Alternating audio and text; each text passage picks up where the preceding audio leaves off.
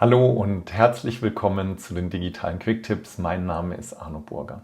Stellt euch vor, ihr möchtet eine E-Mail an alle Personen in eurer Abteilung verschicken, bis auf eine Person. Zum Beispiel, weil ihr eine Geburtstagsüberraschung organisieren wollt und in eurer Abteilung sind, ich sage mal 10, 20 Leute und ihr wollt jetzt nicht jede E-Mail-Adresse einzeln aufnehmen, sondern ihr wollt eigentlich an die ganze Abteilung schicken, aber eben eine Person da rausnehmen. Und das geht folgendermaßen.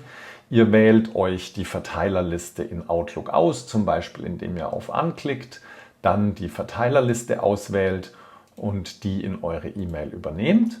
Und dann klickt ihr hier vorne auf das Pluszeichen und damit könnt ihr die Liste erweitern.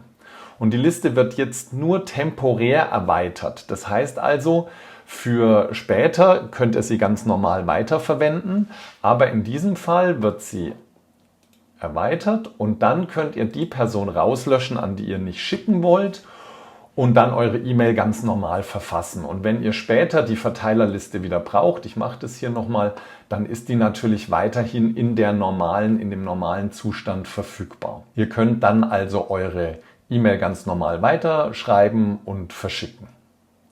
Vielen Dank fürs Zuschauen, viel Spaß beim Anwenden und bis bald. Ciao, euer Arno.